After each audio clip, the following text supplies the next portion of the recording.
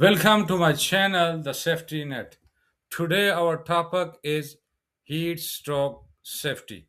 Welcome to this explainer. Today, we're unpacking a manual on something absolutely critical, a topic that's literally as serious as it gets: heat stroke. Whether you're stepping onto a job site, managing a crew, or honestly just trying to stay safe out there in rising temperatures, the information we're covering today is absolutely vital. I am genuinely enthusiastic to share this with you because understanding these hazards, taking the right precautions, and knowing the prevention strategies we're going to outline today could quite literally save a life. We're going to break down the science of what actually happens to the body, how to spot the dangers, and exactly what to do when an emergency strikes. Okay, let's dive into this. The reality here is startling. Working in extreme heat can become deadly within minutes. That is not an exaggeration, it's a documented medical reality. The stakes of facing extreme heat in the workplace are just incredibly high. We so often think of heat as just an uncomfortable annoyance, right? Like, oh, it's just a hot day. But in certain conditions, it transforms into an immediate, life-threatening hazard. When the environment overpowers our biology, the timeline from feeling totally fine to facing a fatal medical emergency is shockingly brief.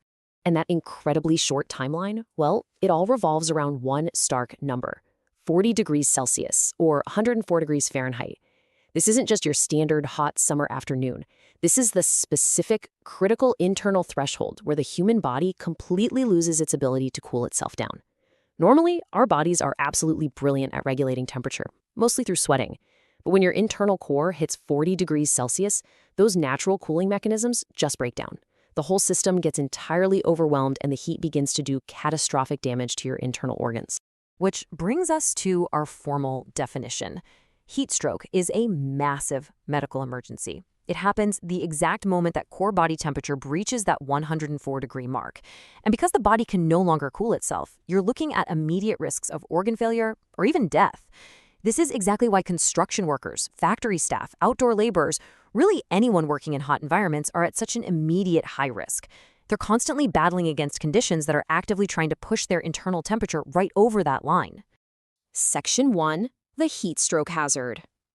So what actually sets off this hazard? Well, the triggers are a mix of what's around us and what we're physically doing. Direct sunlight obviously spikes body temperature rapidly, but it's also about heavy physical exhaustion. Things like heavy lifting, digging, carrying materials, these activities actively generate massive amounts of internal body heat. Then you add in environmental hazards like poor ventilation. Think about it: confined spaces trap that heat and dramatically escalate your exposure. Combine all of those factors with a lack of rest breaks where the body never gets a chance to recover, plus inadequate hydration where you aren't replacing the water and essential salts lost to excessive sweating, and boom, you've created a perfect storm for heat stroke. Now, if that perfect storm actually hits, the consequences are, well, they're catastrophic. We need to be crystal clear about what happens to a human body when it stays above that 40 degrees Celsius threshold. We are talking about irreversible brain damage. We're looking at rapid kidney failure and severe heart complications.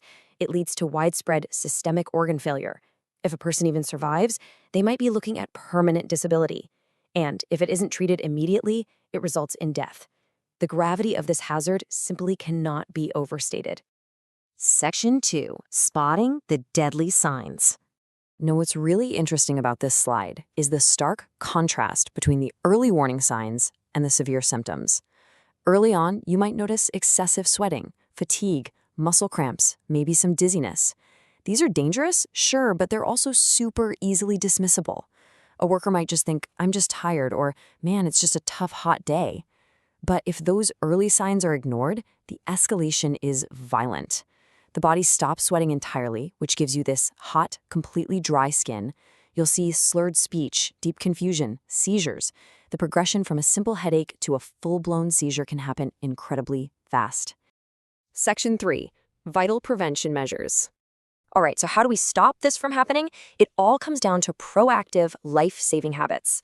Rule number 1, and this is absolutely crucial: drink water regularly. I'm talking small amounts every 15 to 20 minutes. Do not wait until you feel thirsty because by then you're already dehydrated. Next, you've got to schedule regular breaks in shaded areas to give your body a breather. Wear lightweight, breathable fabrics. Try to avoid peak heat hours by knocking out the heaviest labor early in the morning or late in the afternoon. And finally, acclimatize new workers. Let them gradually build up their exposure over a few days so their bodies have the biological time they need to adapt to the heat. And this brilliantly illustrates that survival on a hot job site is really a shared responsibility. It's a true partnership.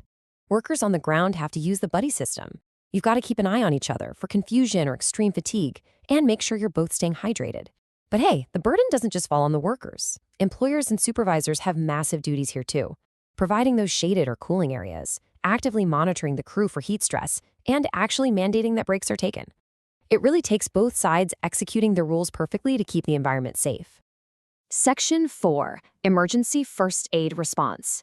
Let's move to and see how this builds into your rapid response plan. Because if someone crosses that threshold, you need to act fast. Step 1. Immediately call emergency medical services. Literally, do not hesitate. Step 2. Get the person out of the hazard. Move them to a cool, shaded area right away. Step 3. Remove any excess or heavy clothing so their skin can actually breathe. And Step 4. Begin aggressive cooling. Apply ice packs specifically to the neck, armpits, and groin. Why there? Because those areas have large blood vessels right close to the skin, which helps tank that core body temperature quickly while you're waiting for the ambulance. But while you're executing those rescue steps, you must remember these absolute rules.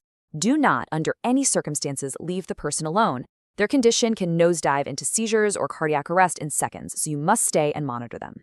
And secondly, do not give fluids to an unconscious person. If they're confused, slurring their speech, or passing out, trying to force them to drink water is a massive choking hazard. Keep cooling them down from the outside, but keep fluids far away from their mouth if they aren't fully awake. Which leaves us with one final, provocative question. Will you recognize the signs before it's too late? Never ignore dizziness, never brush off fatigue, and always report signs of heat stress immediately. You now know the science, you know the symptoms, and you know the life-saving actions to take. Workplace safety isn't just some boring manual. It's an active, daily commitment from all of us. Keep this information fresh in your mind, look out for your crew, and stay safe out there.